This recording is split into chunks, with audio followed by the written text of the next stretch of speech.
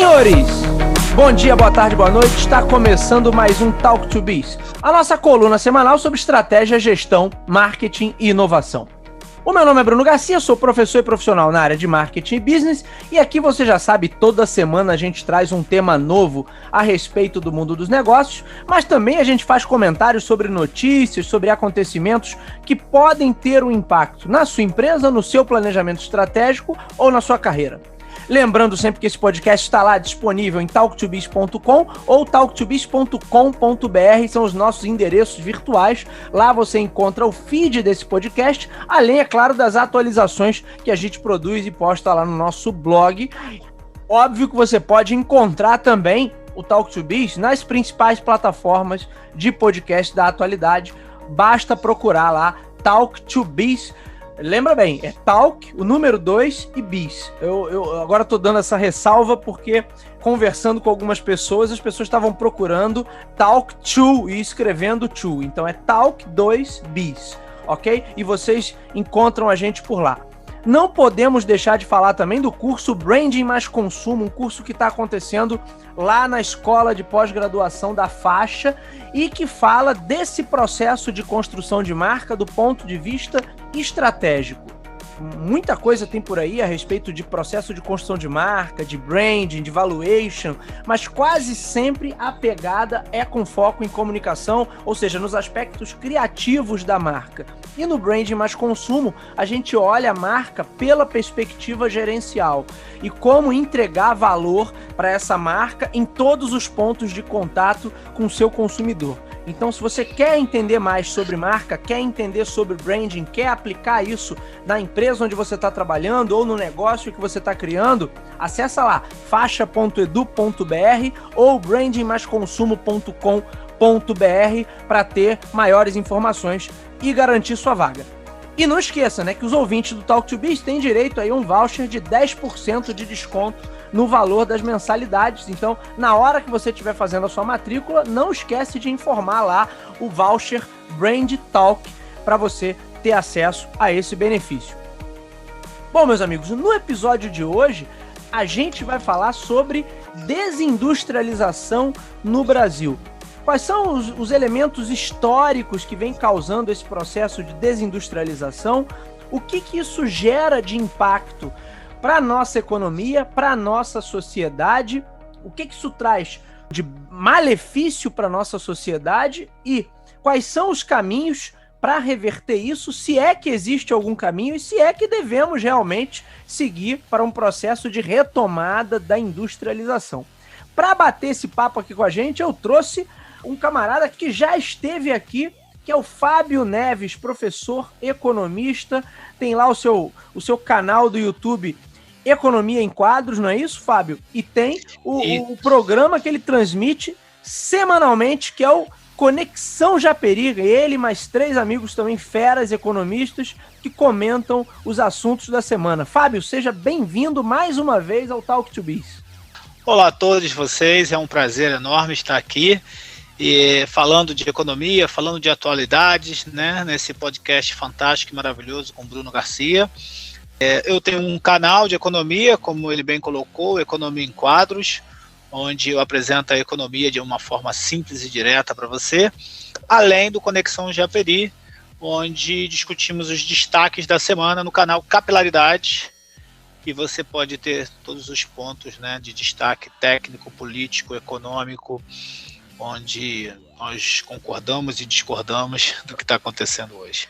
É um prazer enorme estar aqui e estou aqui para falar um pouquinho desse processo que, né, nos assombra, que é a desindustrialização, né? Já está batendo a porta, mas tem toda uma construção, ou melhor, uma desconstrução que está batendo a porta agora novamente, né, usando essa expressão, e está nos afligindo, né? O mundo está sofrendo desse processo e principalmente o Brasil. Ô Fábio, deixa eu te perguntar uma coisa. Quando eu estava fazendo o meu curso de mestrado, eu estudei muito a parte de serviços, né? Marketing de serviços e economia em serviços. E uma coisa que eu sempre notava, que era um ponto meio que comum, assim, entre os estudiosos da área, que eles sempre falavam o seguinte: olha, uma economia que se desenvolve, ela tende a ser uma economia forte em serviços. E eu sempre entendi uma certa lógica nessa afirmação, que assim, olha, a parte industrial do país chega a um ponto ótimo e a partir dali você vai começar a ter, a partir do desenvolvimento econômico, do desenvolvimento social, do progresso de maneira geral, você começa a ter uma economia também muito forte em serviços. Então eu sempre trouxe isso para as minhas aulas de marketing de serviços, né? Olha, e dava exemplos até do Brasil, na época que o Brasil estava indo relativamente bem, né? Que você falava, olha, você começa, tem dinheiro sobrando, você começa a pagar para que outras pessoas executem tarefas que antes você possivelmente era quem tinha que executar, né? Então a economia em serviços, ela tem, de certa maneira, essa correlação, pelo menos para os autores dessa área, né, ela costuma ter essa correlação com o nível de progresso, o nível de desenvolvimento econômico e material de um povo. Mas aí agora, olhando toda essa coisa da desindustrialização, né, e essa pauta veio à tona novamente com muita força no mês passado, quando a gente teve a notícia aí da Ford encerrando a sua fabricação no Brasil. E aí eu voltei a esses livros, mas peraí, tudo bem que a economia de serviços ficasse forte, mas nenhum desses caras disse que, em contrapartida, a economia industrial tinha que diminuir, reduzir de tamanho. Não, é que serviços ficavam tão fortes quanto a área industrial, o setor industrial, né?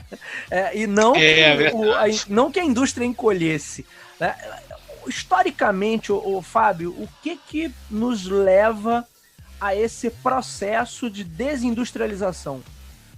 Então eu vou começar com esse corte histórico, né, como você bem colocou aí no final da sua frase, mas eu quero chegar nesse ponto que você dá esse destaque com relação a uma economia crescente, uma economia pujante, onde o serviço ocupa de forma valorosa e de destaque, né, o seu papel na economia. Legal. E também quais são aí os possíveis caminhos e saídas. E também lembrando que a gente consome muito material importado, né, principalmente na área de marketing, né? É evidente que existem excelentes autores e excelentes pesquisadores dessa área no Brasil, mas nesse processo de receber esse material traduzido nesses livros que a gente acaba usando aí no cotidiano acadêmico, então muita coisa acaba sendo importada e o cara vai expressar a realidade do país dele, né? Como é nos Estados Unidos, como é na Inglaterra, né, como é na França, assim por diante. Mas eu quero fazer um corte, histórico, e eu nem quero começar, né, economista adora história, eu nem quero começar lá com 1929, com o crack da Bolsa e o Getúlio pagando para queimar o pé de café, né, porque isso historicamente é um dos primeiros processos de industrialização do Brasil. Nem vou começar por aí, eu vou começar mais recente, para quem está na faixa aí dos seus 40 e meio, 50, vai lembrar bem, de um presidente chamado Fernando Collor de Mello. Por que eu estou colocando isso? Fábio, olha aí, essa conversa vai nos levar, hein? O Collor assume a presidência do Brasil, né, no final da década de 80, conhecida como a década perdida. Por que era tratada como década perdida? Porque foi um período em que o Brasil viveu 10 anos sem um crescimento significativo do PIB, tá? Para quem não sabe, o PIB é o Produto Interno Bruto e é a renda gerada no país ao longo de um ano. Não é riqueza. Riqueza é o que você acumula numa vida. A renda é o que você transaciona num certo intervalo de tempo. Então, PIB é a renda. PIB é o que foi gerado dessa renda, né? A gente até é levado a usar a palavra riqueza, né? Mas são as transações comerciais que ocorrem ao longo do ano. E nesse processo todo, o Collor, houve na época uma propaganda do Fittipaldi, né? Do Emerson Fittipaldi, o piloto de Fórmula 1, em que tratava que os carros brasileiros eram carroças, né? Depois ele faz uma propaganda de um carro brasileiro que ele não chama de carroça, e o pessoal, movido por talvez um pouco por esse complexo de vira-lata que nos persegue até hoje, né? Muito típico de quem já foi colônia, ele abre as importações, né? E o Brasil, vale lembrar que final da década de 60 se fecha de uma maneira geral, né? 70 muito forte, E isso volta a abrir final da década de 80. Então a indústria nacional, que estava ali protegida por uma série de salvaguardas e fronteiras e barreiras alfandegárias, de repente a indústria nacional se vê exposta nesse sentido. Então a primeira coisa que ocorre é importação de uma maneira significativa de veículos automotores. Qual é o problema de você importar um carro? Nenhum, mas o problema é que você tem uma cadeia produtiva por trás daquele objeto. Não estou nem falando do carro como uma coisa de desejo, né, como você bem domina na sua disciplina de marketing, mas o carro como um objeto, como um produto, tá? Assim como eu tenho um liquidificador, uma geladeira, uma cadeira, eu tenho um veículo que é para aquela utilidade dele, que é o transporte de carga, o transporte de pessoas. E ali você tem uma cadeia de produtos: borracha, plástico, tecido, fio, cabeamento, vidro, né, se eu já não falei, pintura, metal, tudo isso. Então você começa a partir daí ter a entrada de novos, né, importadores no Brasil, e o Brasil, pelo tamanho que é, pelo volume que é, ele deixa de ter só aquelas 4 montadoras tradicionais, a Ford já está indo embora, Volkswagen, Chevrolet e a Fiat. E ali começam a entrar, né, outras marcas mais, né? Kia, Asia Motors na época, você tem Peugeot, você tem Renault, você tem Citroën, você tem uma infinidade de marcas que entraram nesse período, tá? Então o Brasil começa a sofrer um processo de desindustrialização muito por conta disso. Porém, era um período em que você tinha uma inflação, a economia estava fraca, o Collor, junto com a Zélia Cardoso de Mello, né, toma aquela decisão louca de confiscar a poupança e todas as aplicações financeiras que as pessoas possuem. Para quem está ouvindo, fica tranquilo, porque depois disso o Congresso votou e colocou na Constituição a proibição de realizar isso. Então, pode dormir tranquilo que ninguém vai pegar seu dinheirinho lá na sua caderneta de poupança. É bom sempre lembrar, né, Fábio? É bom sempre lembrar.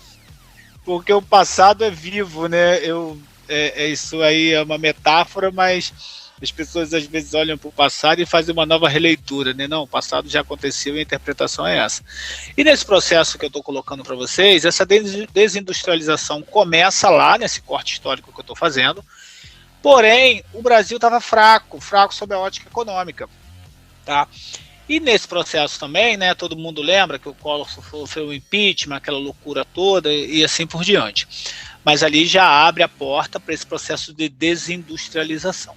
Perfeito, assume o Itamar, mas quando a gente está vivendo esse período do Itamar, a gente continua com inflação e continua com baixo crescimento da economia. Por que eu estou toda hora falando do crescimento da economia? Porque se a economia não cresce, não gera emprego, não gera renda. Logo, eu não consumo produtos nem serviços. Estou falando produto sob uma ótica de indústria, estou pensando em serviço nesse cotidiano que a gente tem, mas existe uma correlação muito forte, né? Porque se você tem lá um serviço que você presta, mas por trás é um call center, por exemplo, você está consumindo tecnologia para montar aquele call center e dali distribuir um serviço, atender a população, atender os seus futuros clientes, perfeito? Sim, sim. Legal, então quando a gente, né, aí acelerando um pouquinho, a inflação e a industrialização têm uma relação muito forte. Por que isso? Porque o grupo, né, que estuda o Brasil e toma a decisão de criar o Plano Real, lá o pessoal do Pércio Arida e toda a equipe, eles identificam que o brasileiro possui uma cultura inflacionária. E esse é um momento interessante da gente falar dessa cultura inflacionária nesse período de pandemia agora, né?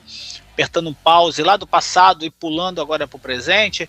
Você está vendo nesse momento, existem produtos que teoricamente não estão sofrendo com abastecimento por conta da pandemia, mas por algum motivo o ofertante daquele produto está elevando o preço. Então existem diversos exemplos na economia disso, tá? Por quê? Por causa dessa cultura inflacionária que está começando a se despertar novamente. Aí eu parei agora o botão, apertei o pause de 2021 e voltei lá em 1994, 95, com o lançamento do Plano Real. Eles identificam que, olha, o brasileiro tem uma cultura inflacionária e a gente precisa apagar isso da memória do brasileiro. Como é que nós vamos fazer isso? Olha, a primeira forma que nós vamos fazer isso é criar uma moeda temporária em que essa moeda vai desvincular os contratos do passado com o do presente, que foi a unidade de referência de valor, URV. Famosa tá? URV. Fábio, Famosa URV, é isso aí. Né? Aí você está me ouvindo e está pensando, poxa, mas o que tem a ver o Plano Real com a industrialização, Fábio? Continua nos ouvindo que você vai entender essa dinâmica. Cultura inflacionária, URV, aí o governo toma uma outra medida. Nós vamos tornar o real forte frente ao dólar, isso mesmo, tá? Então, com 85 centavos de uma unidade de referência de valor, você comprava $1. Olha só, hein? Você precisava só de 85 centavos para comprar $1.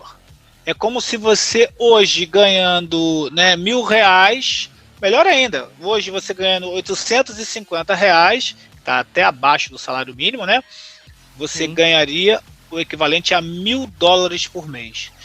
Fábio, mas o dólar hoje é R$6, né? R$6, 5,70, 5,30, aí fica variando, né? 5,40, dependendo do momento que você estiver ouvindo esse podcast. A coisa já azedou tem um tempo, né, Fábio? Aí você está falando já lá de 1990 e alguma coisa. Isso aí. Então, já tem um tempinho. E aí, nesse processo, quando ele torna o dólar mais forte, quando ele torna o real mais forte, ele abre de uma maneira muito forte a importação de produtos. E aí são aquelas famosas lojas de tudo por R$1,99, é você ir comprar um Peugeot, um Renault, um Citroën, tá?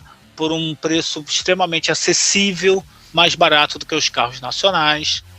Então você começa a ter geladeira, fogão, caminhão, cadeado, guarda-chuva, cadeira, computador, tudo importado. Por quê? Porque você pega 85 centavos de reais e compra $1.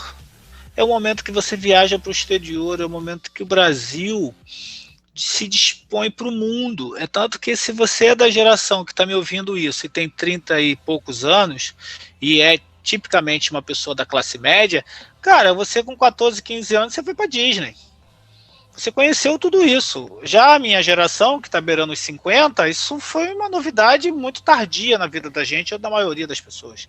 E aí esse processo de desindustrialização, ele vem também forte, porque na época, né, foi o famoso os tigres asiáticos. A gente nem tem usado muito essa expressão no cotidiano, mas era como era chamado os países, né, representados principalmente pela China, os países asiáticos. E aí esses países asiáticos, né, e principalmente a China, nesse conjunto desses tigres asiáticos, eles surgem não mais como aquele país que consome arroz, que cultiva bambu. Na verdade, eles começam um processo forte de industrialização, muito por conta da moeda deles desvalorizada, então era barato exportar para o mundo, mão de obra abundante, nenhum ou quase nenhuma regra trabalhista, e o Brasil está fazendo o quê? A Lorenzetti está produzindo na China, a Faet na época na China, a Náutica com mochila na China, todo mundo está indo para a China, o Brasil está indo para a China. Sim. Mesmo as indústrias nacionais, elas começam a virar representantes dentro do Brasil. E o brasileiro não se toca nesse processo. Eu lembro, Fábio, dessa época com a invasão dos produtos chineses. Você tinha produtos... Tudo por R$1,99. Exatamente, produtos muito baratos. E aí a pequena indústria brasileira também sofreu muito. Quem ainda não estava produzindo em outro lugar, né, quem ainda não estava produzindo na China, mas que eventualmente tinham pequenas fábricas, Sudeste, região Sul, essa galera também sofreu bastante e muitos fecharam as portas, né, nesse período de entrada muito grande de produtos assim, com um custo de produção, um custo operacional bem mais baixo do que o nosso. Né? E aí esse processo de desindustrialização, o Brasil controlou a inflação e matou a sua indústria. Começa lá esse período, começa com Collor, nesse corte histórico mais recente, fica mais forte na época do Plano Real, só que a gente não percebe muito isso no Plano Real. Por quê? Porque ao mesmo tempo que o Plano Real ocasiona isso, ao mesmo tempo ele dá a capacidade das pessoas pagarem um fogão, uma geladeira, um videocassete. Quem é do Rio de Janeiro e tem, né, essa faixa de 50 anos, lembra lá da Arapuã, da Ultralar, da Mesbla, né, ou do Ponto Frio. Essas lojas, elas começam a produzir, né, a antiga Garçom, que virou Casas Bahia, no Rio de Janeiro. Essas lojas, elas começam a vender em 36 e 48 meses um fogão, uma geladeira, uma máquina de lavar, que eram objetos de desejo, tá? Você que está me ouvindo, né, você vai dar gargalhada disso, mas era desejo em 90, no meados da década de 90, ter uma máquina de lavar, principalmente as pessoas mais simples. Por quê? Porque era muito árdua a tarefa de você lavar roupa na mão. Não estou falando aqui, não tem nenhum processo preconceituoso, não. É uma leitura histórica do processo. Eu me recordo da minha mãe, quando ela comprou uma máquina de lavar nesse período, ela ficou extremamente feliz, porque ela perdia horas e horas do dia dela lavando roupa na mão. Então, a gente não percebe muito esse processo, porque ao mesmo tempo está se perdendo na desindustrialização, mas ao mesmo tempo a gente tem um mercado que a gente chama de economia em demanda reprimida. A gente tem uma demanda reprimida absurda. E essa demanda reprimida não é nem daquele mercado que não existe, né? Com certeza você toca nesses pontos no seu cotidiano, em sala de aula, no seu universo profissional. Vamos criar um produto que ninguém... Não! É uma demanda reprimida por liquidificador. As pessoas não têm liquidificador, as pessoas não têm ferro de passar. Por trás de um ferro de passar, por trás do liquidificador, tem uma indústria. Aí entra a dinâmica. Básicos que viram consumo aspiracional, né? Viram um negócio de desejo, né, do camarada. Isso, mesmo sendo um simples liquidificador da Valita. Olha que loucura. Sim. Olha só, então a gente está falando de um Brasil que é diferente do Brasil de hoje, mas aí entra essa discussão do serviço. Eu tenho lojas que estão vendendo esse produto, né, que é uma prestação de serviço, um vendedor está me atendendo, tá? Mas você não tinha acesso porque o processo inflacionário te proibia comprar em mais de 6 vezes, não existia isso. Então você não percebe muito esse processo nessa época do Plano Real, e é evidente que o Brasil vai crescer a partir desse ponto, as pessoas conseguem parcelar, as pessoas conseguem adquirir os produtos e serviços que eram seus desejos, né, reprimidos, como você bem colocou, e que é tanto a economia quanto o marketing, né, abordam esses pontos. Aí, Fernando Henrique emplaca o segundo ano de mandato, perfeito, o segundo mandato dele, e no segundo mandato existia uma série de outras questões que deveriam ter sido resolvidas, que não foram resolvidas nessa ótica macroeconômica. O Brasil desindustrializado, evidente que hoje mais forte do que naquela época, porque foi um processo. E no segundo mandato, o Brasil não cresce tanto, as indústrias viram representantes comerciais, ou seja, eles estão comprando da China, estão comprando da Coreia, estão comprando da Malásia, estão comprando de vários outros fornecedores estrangeiros. E nesse processo, esse produto que está chegando para a gente, parte significativa do valor dele, né, valor sob a ótica monetária, não estou falando valor sob a ótica de percepção do cliente. Estou falando do dinheiro que eu estou pagando por aquele carro, ou por aquela geladeira, ou por aquele fogão, ou por aquela câmera filmadora, ou por um computador. Uma parte significativa está indo para onde? Para o país de origem. E aí eu estou falando de China, mas eu estou falando de França, eu estou falando de Alemanha, eu estou falando dos Estados Unidos.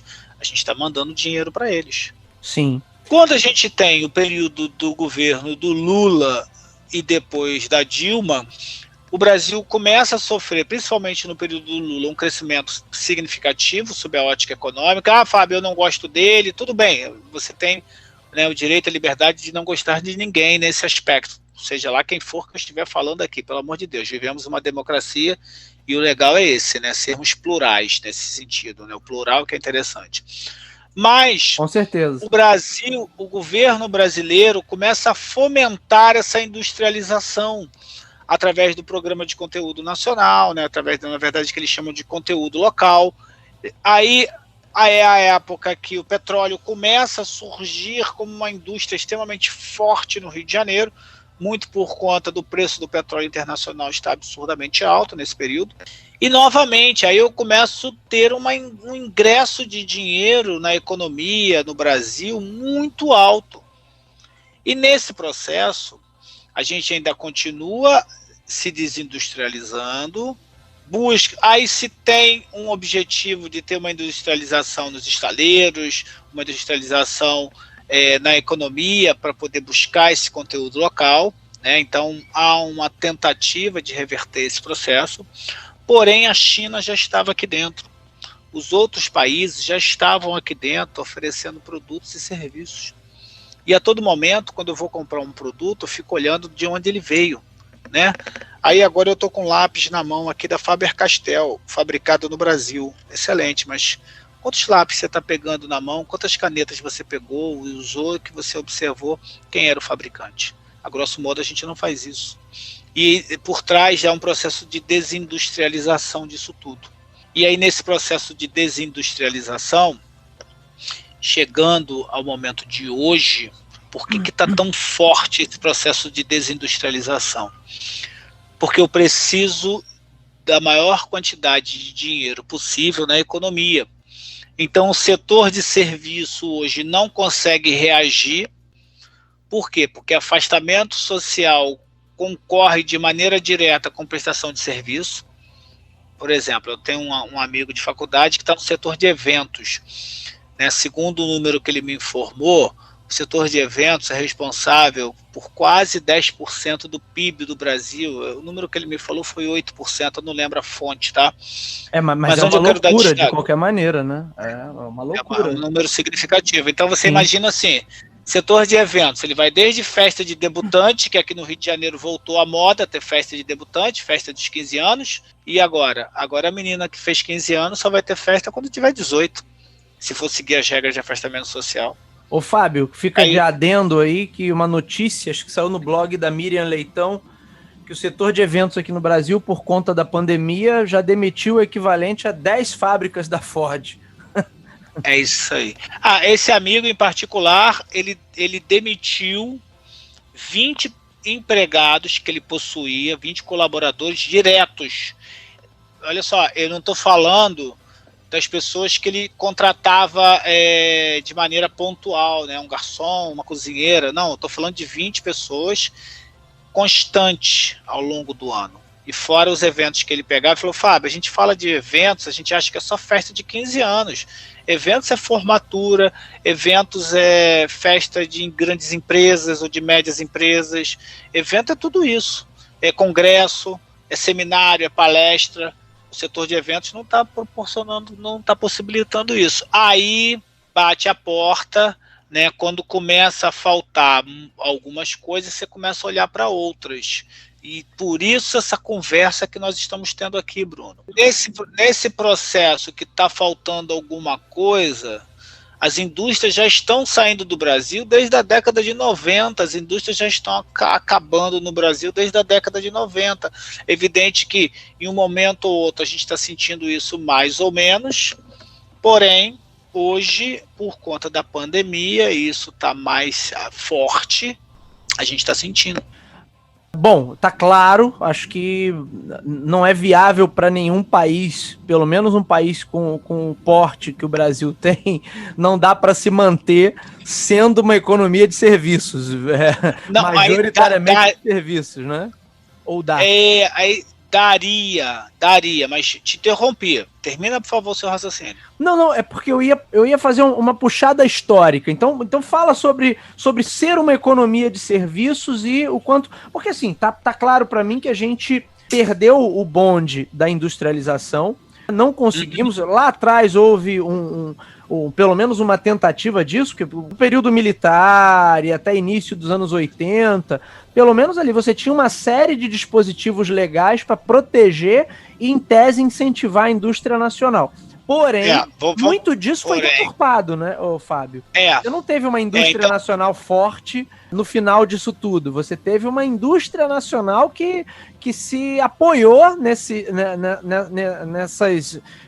não sei se eu estou chamando o termo certo, seriam regras protecionistas, né? Mas ela também não evoluiu. Ela fez o dinheiro dela, mas não evoluiu. E aí, com a abertura dos anos 90, ela apanhou como se não tivesse feito nada durante o período protecionista. É mais ou menos isso ou eu estou viajando? Não, é isso mesmo, O Brasil tem uma primeira tentativa aí nessa processo de revisão histórica com Getúlio Vargas, depois Juscelino Kubitschek faz isso muito por conta de trazer a Volkswagen para o Brasil, isso está nos livros de história, e uma das exigências da Volkswagen era que o Brasil optasse pelo modal rodoviário e não ferroviário. Então, quando eu vejo aquele Volkswagen lá, aquele Fusca conversível que o Juscelino andou, né, para mostrar o marco histórico de vinda da Volkswagen para o Brasil, muito é por conta disso. Fico até com uma certa tristeza quando eu vejo aquele Fusca, porque representou isso. Depois os militares fazem isso, porém os militares, né, entre tantas outras questões, deixam o poder, mas deixam o poder com uma dívida gigante no Brasil, tá? Isso aí está nos livros de história, por favor, não me apedrejem, nem apedrejem o Bruno. Não, e também... Fábio, não tem essa de me apedrejar não, que eu sou categórico. Quando você falou lá no início do programa a década perdida dos anos 80, a gente deve em grande parte isso ao governo militar, porque não soube fazer. Foi um período que era barato pegar dinheiro emprestado, só que aí quando a gente vive o segundo choque do petróleo, esse dinheiro fica caro. Aí esse dinheiro fica caro, a dívida externa brasileira explode e o Brasil vive a década perdida. Por quê? Porque ele só trabalha para pagar os juros da dívida.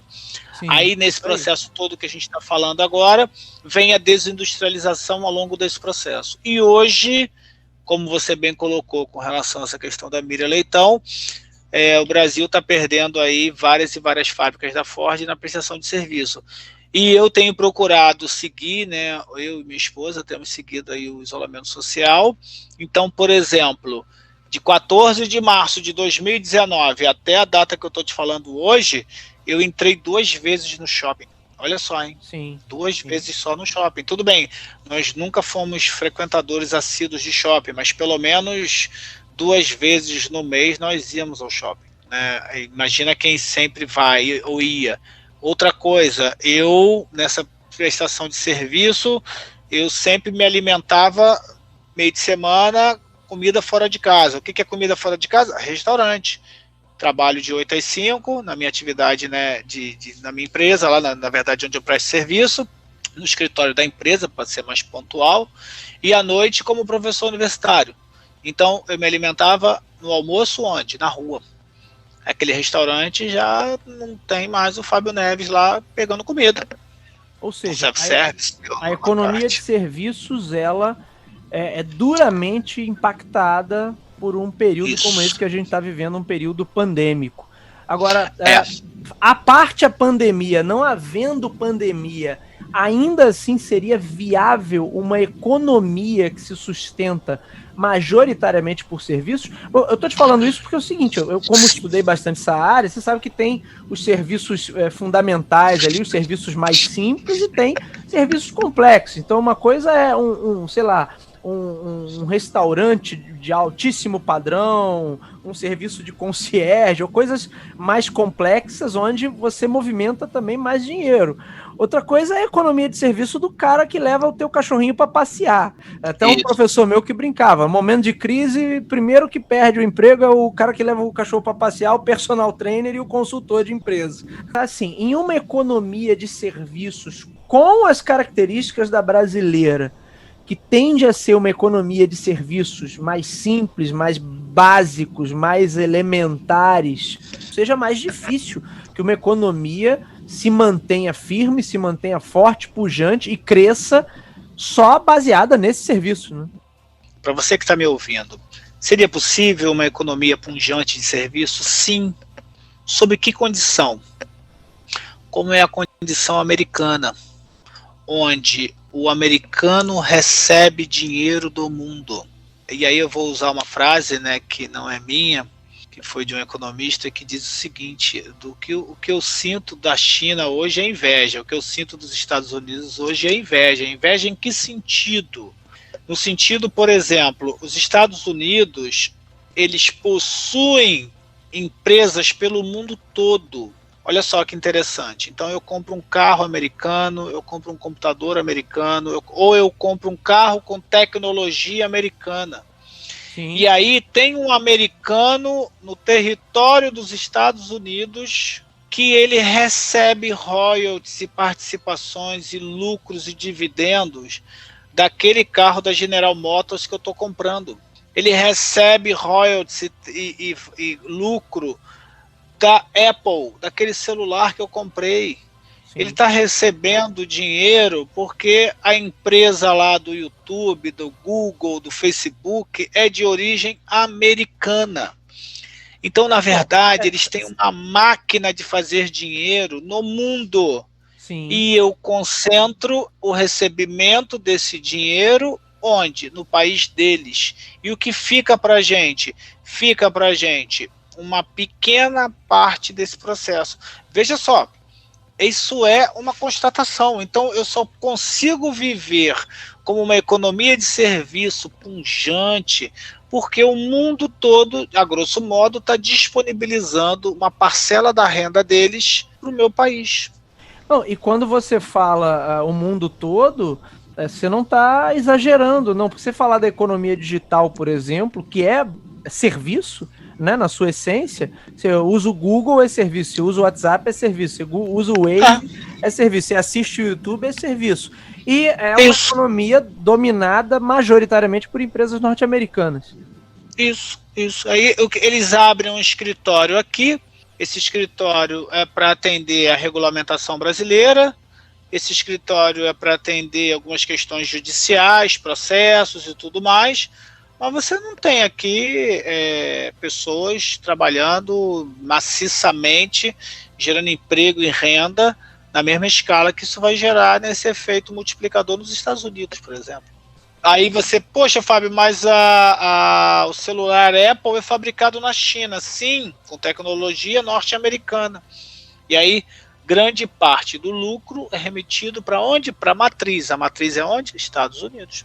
Então, assim, nada contra esses países, muito pelo contrário. Na verdade, a gente teria que ter tecnologia, indústria aqui no Brasil. Não, Fábio, a gente não tem indústria no Brasil. Então, a gente deveria ter tecnologia brasileira nesses produtos, porque eles poderiam ser produzidos na China, na França ou na Alemanha, mas pagariam royalties para a gente.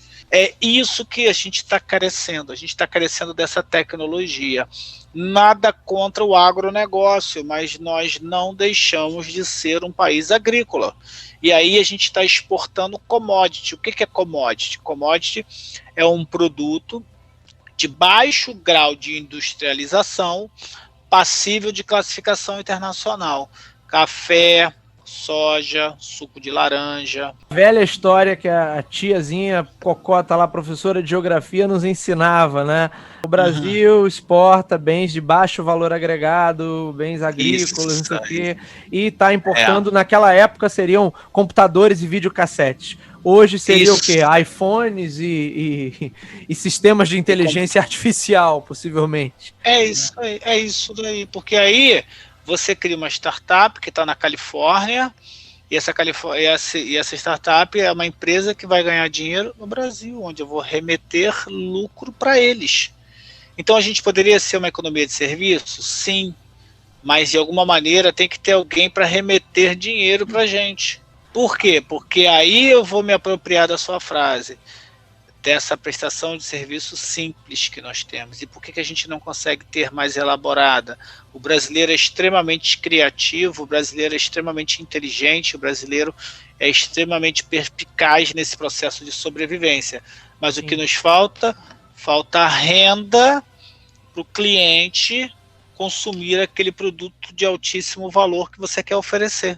E aí, como você passa a não ter esse cliente, você começa a cortar na dita qualidade. Eu não estou nem falando qualidade sob a ótica de percepção, eu estou falando qualidade sob a ótica de atributos físicos daquele produto. Não, então eu vou comprar esse produto, por quê? Porque ele é mais barato. Qual é a qualidade que ele tem? Ser barato.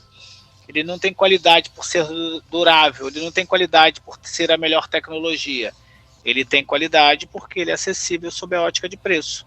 E aí, quando eu estou discutindo sob a ótica de preço, eu estou pensando em produtos de baixo grau de elaboração, eu estou pensando em produtos que têm baixa duração, eu estou pensando em produtos que são importados da China, por exemplo, né, que a China hoje consegue ter esses dois mundos, ela consegue produzir iPhone, mas também consegue mandar um cadeado para a gente, né, daqueles cadeadinhos bem simples, ou aqueles lápis que você vai usar no colégio, na escola.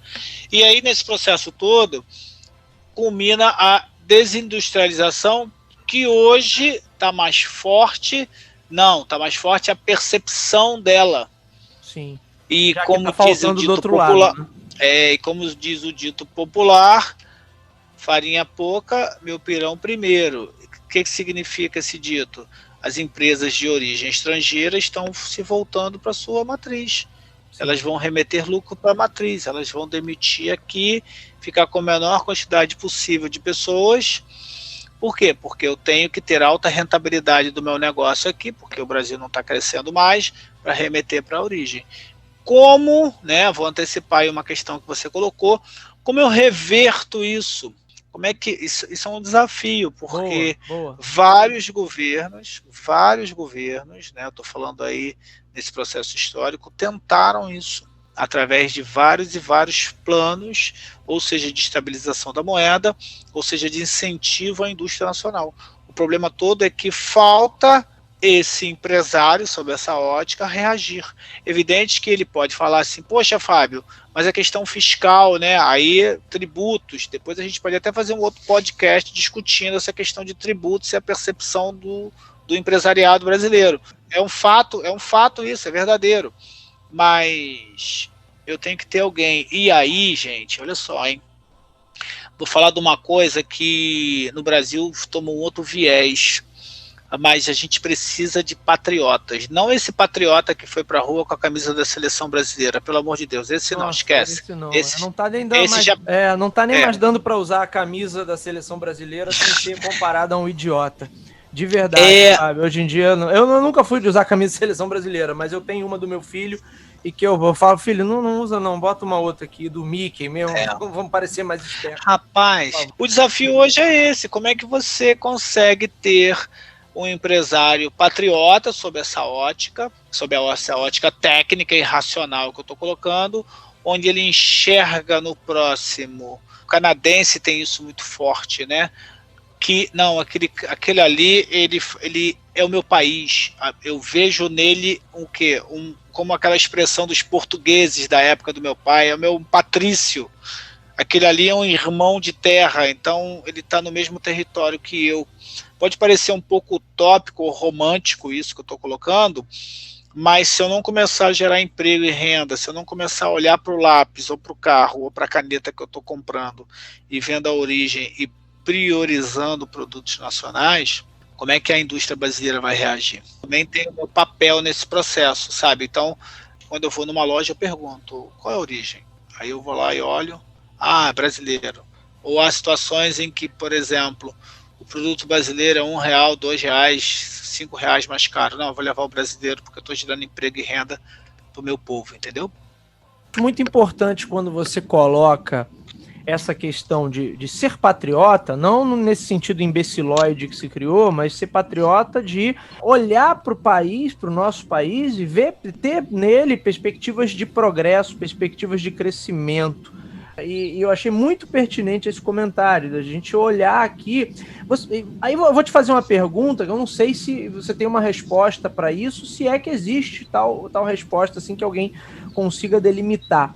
Mas você acha que, nesses momentos em que se pensou que algumas iniciativas existiram para fomentar essa industrialização no Brasil, você acha que, de repente, a visão foi muito de curto prazo, ou a coisa acabou se deturpando? O que você colocaria aí como os principais entraves? Porque eu trago sempre um exemplo da área de tecnologia, que você tinha a reserva de mercado lá para produtos de informática, no início dos anos 80. E isso não ajudou a gente ter uma indústria de eletrônicos mais forte. Pelo contrário, os camaradas simplesmente faziam clones, faziam engenharia reversa, lançavam produtos aqui sem pagar royalties, mas a maioria, salvo assim, uma ou outra exceção, a maioria eram produtos de baixa qualidade. Quer dizer, isso não ajudou a fomentar a indústria para ela se tornar mais competitiva. Isso nos dá até um tema para outro programa sobre produtividade, que depois eu quero chamar você para gravar também. Mas o que você acha que são os grandes entraves? Você acha que é realmente a falta dessa visão? A gente tem vamos dizer assim, uma elite que tem uma visão muito no curtíssimo prazo? Eu entendo que é uma questão de cultura. E isso passa por esse complexo de vira-lata que nós temos. Esse complexo de vira-lata é muito comum em países que foram colonizados. E o Brasil viveu aí uma esquizofrenia, porque ao mesmo tempo se transformou quando a família real portuguesa sai fugida da Europa por conta de Napoleão, né?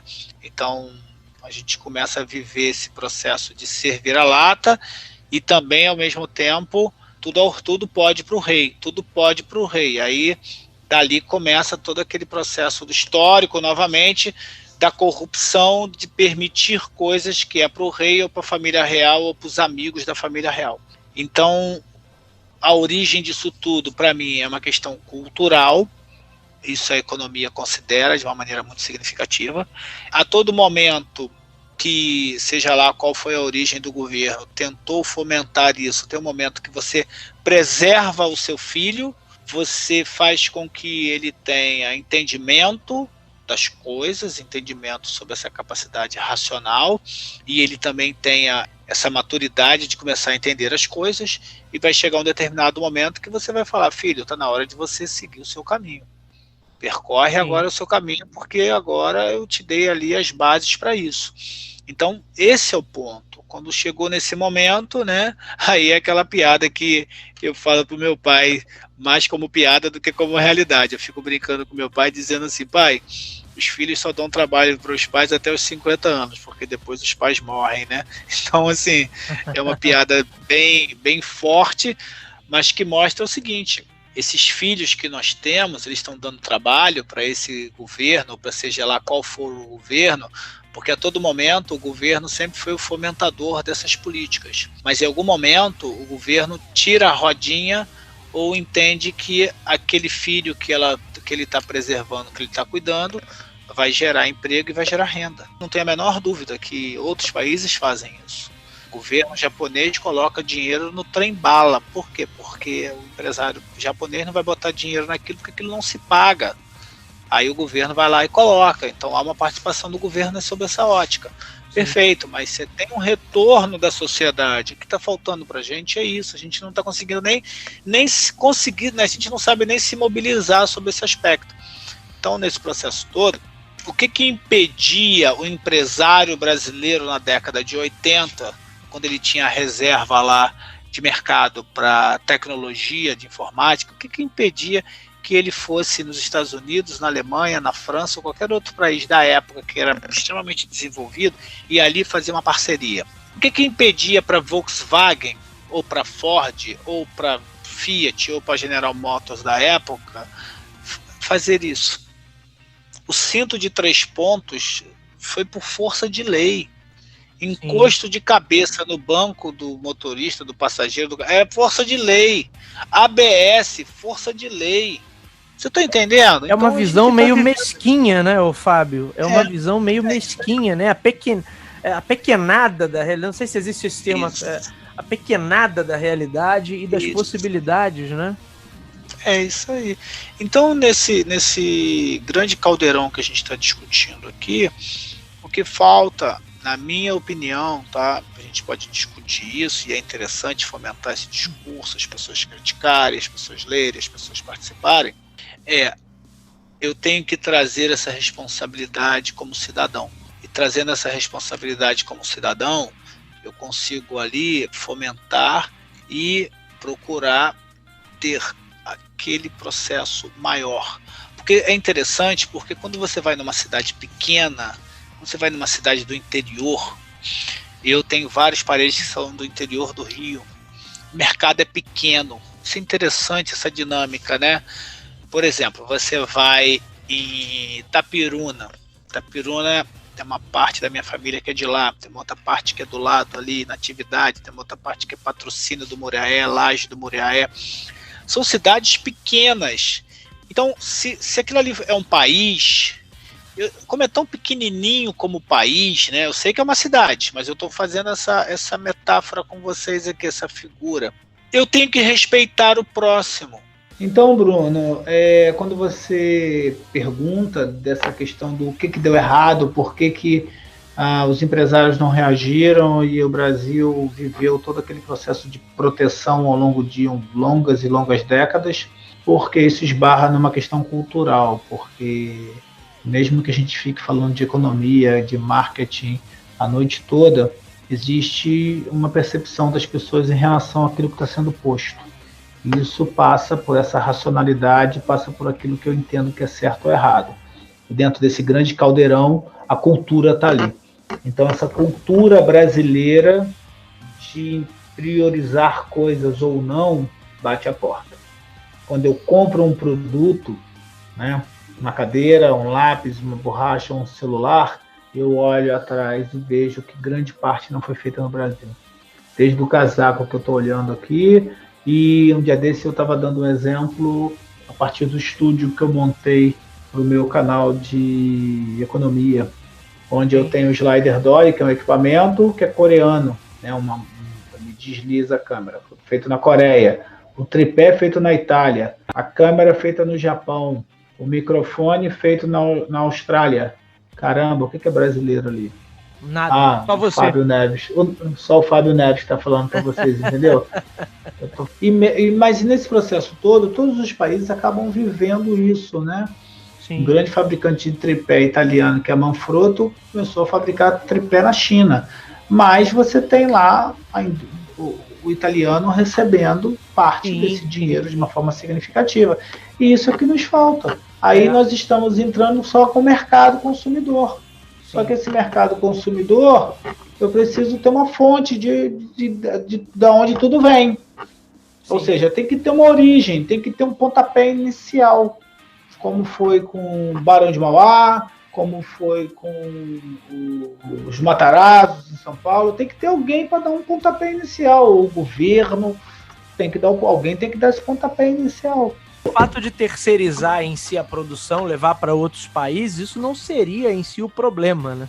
O problema é quando você deixa de ter aquela produção e passa a consumir isso de outra pessoa, né? Aí de outro país, isso. No caso, aí é um grande problema, né?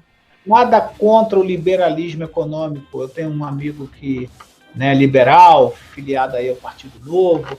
Aí eu falo com ele, Thiago, olha só, nada contra, mas o liberalismo funciona muito nos Estados Unidos, porque ele recebe dinheiro do mundo todo. E aí a iniciativa privada pode bancar processos e projetos de desenvolvimento.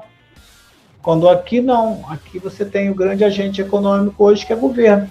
Quem é o grande agente econômico que está por trás disso tudo, ou deveria estar por trás disso tudo, em organizar a economia? O governo. A todo momento a gente está recorrendo ao governo. Sim. Entendeu? Por exemplo, ele definir prioridades políticas de incentivo, mecânicas, né?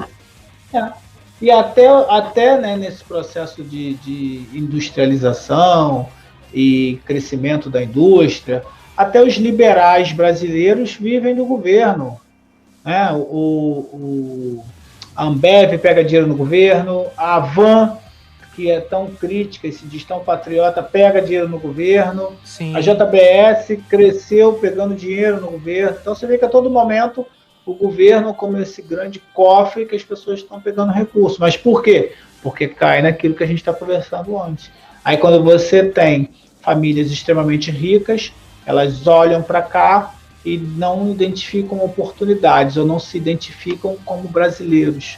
E aí nessa falta de identificação como brasileiro, não me permite ver no outro um irmão. E não falo isso de maneira utópica nem romântica, já deve ser a segunda ou a terceira vez que eu uso essa expressão no programa. Sim. Eu estou falando isso sob uma ótica prática. Sim. Então a gente tem que ter essa preocupação, não é só com o produto, mas com as pessoas. É o projeto Tamar, né, de proteção às tartarugas, que percebeu que se eu não protegesse aquela vizinhança, aquela população que estava em volta, não iria mudar o hábito das pessoas. Então, se o cara não tem emprego, não tem renda, que me perdoem os defensores da natureza. O cara vai comer a tartaruga e vai fazer a sopa da tartaruga. Eu tenho que mudar aquela cultura. Então o projeto percebeu que ele tinha que dar emprego e renda para aquela pessoa. E aquela pessoa tinha a opção e parou de comer a tartaruga. Aí começou a ir no supermercado, começou a ir no mercado, começou a ter renda para consumir de outra fonte de alimentação. É bem prático, porque esse é o ponto. E Sim. Quando a gente começa a poder escolher, Bruno, é porque, como dizia minha mãe, quando pode escolher ainda tá bom. Mas quando você só tem aquele caminho. E hoje a gente não consegue. Hoje a gente não está conseguindo escolher. O setor de serviços está refém, não está conseguindo reagir, e você não tem uma indústria forte para poder fomentar o emprego e a renda. O que fazer? Existe algum caminho hoje para tentar reverter esse processo ou pelo menos minimizar esse impacto, Fábio? Vamos discutir sobre possibilidades, né? Porque eu não tenho, né? Eu sou grande fã do Raul Seixas, né? E ele tem uma música que ele é uma grande ironia, um grande deboche, que ele fala, né? Eu sou astrólogo, né? Eu nasci há 10 mil anos atrás. Eu não tenho essa capacidade toda, mas eu queria colocar possibilidades. Então, uma possibilidade é, primeiro, nós temos que ter um bom relacionamento com os nossos parceiros comerciais, sejam quais forem, tá? Então, nesse bom relacionamento começamos com mal. os nossos... Ô, Fábio, começamos mal, hein? Primeira dica é logo essa. Essa é a primeira dica. Segunda dica é que você tem que ter uma população como consumidor de produtos e serviços preocupado com o que eu estou colocando. Não é adquirir o produto brasileiro, sendo, né, se for o caso, uma porcaria, porque também tem porcaria francesa e porcaria americana. Mas se for um produto compatível, eu vou priorizar o produto brasileiro, por exemplo. Tá? Então, estou gerando emprego e renda aqui dentro do Brasil. Outra coisa, você ter políticas industriais e que as pessoas tenham uma reação positiva, ter uma leitura positiva, uma reação positiva a respeito disso. E esperar o tempo passar, porque você não consegue fazer isso de uma hora para outra. Você não consegue fazer isso em 2, 3 anos. Agora, o desafio tá, tudo que a gente puder pensar hoje, você já tem um país produzindo. Tudo que você possa pensar hoje, já tem alguém que está fazendo. Então, ficou muito, muito desafiador esse processo, porque é muito mais barato comprar um casaco chinês do que começar a produzir casaco no Brasil. Esse é o processo. A resposta ela vem no médio e longo prazo, como sempre foi, e torcer para que todas as variáveis externas ao processo, ou exógenas, né, como muitos gostam de falar, somem para isso. Muito bem. Fábio, não tem caminho fácil, né, Fábio? Pro ponto Não. que a gente já chegou, não tem mais nenhum caminho fácil. Fábio, quero te agradecer demais por esse bate-papo, por tanta informação bacana, por uma verdadeira aula aqui para os nossos ouvintes. Muito obrigado aí pela sua participação mais uma vez aqui, o Talk to Biz. Eu agradeço novamente a participação. Falar de economia, falar de todo esse processo acaba envolvendo muitas e muitas variáveis e muitos pontos que a gente vai atravessando e vai abordando e vai lembrando, né? para quem me assistiu, né? E fica esse agradecimento de estar aí até nessa reta final, tá bom? Você pode me encontrar aqui no Bruno Garcia, né? Junto com vocês aí nesse podcast. Podem me encontrar também lá no Economia em Quadros do YouTube ou no canal Capilaridades com o programa Conexão Japeri. Tá legal, pessoal? Inclusive, ô Fábio, alerta aí a galera, Conexão Japeri, que é toda quinta, que é transmitida ao vivo, não é? Vocês fazem isso mesmo. A galera pode interagir com vocês, mandar pergunta, é bem legal. Toda quinta-feira, às 10h30 da noite, no canal Capilaridades, como eu coloquei, e é uma conversa entre amigos. Eu, Fábio Neves, Marcelo Moreira, Euler Costa e Rafael Vieira, cada um com a sua formação, cada um com a sua especialidade, cada um com a sua experiência profissional e pessoal, traz a visão de pontos que ocorrem ao longo da semana sob essa ótica econômica, política e de país ou como os demais países interferem no Brasil e como a gente reage em relação a isso. Muito bem, senhores, esse foi o Talk to Biz de hoje. Meu nome é Bruno Garcia, você já sabe, me encontra aí nas principais plataformas sociais. Bruno Garcia no LinkedIn, Bruno_TalkToBiz no Instagram. Mandem perguntas, mandem o feedback de vocês, mandem sugestões de temas, é sempre muito positiva essa troca. O Talk to Biz você encontra aí nas principais plataformas de podcast da atualidade. Então, se você é usuário Apple, vai lá no aplicativo de podcast do iPhone. Se você é usuário Android, vai lá em Google Podcast. Se você está acostumado a ouvir a sua música e os seus programas preferidos pelo Spotify ou pelo Deezer, também estamos por lá. Ou diretamente no site do Anchor, anchor.fm/talktobiz, ou é claro, ainda nos nossos endereços virtuais, talktobiz.com ou talktobiz.com.br.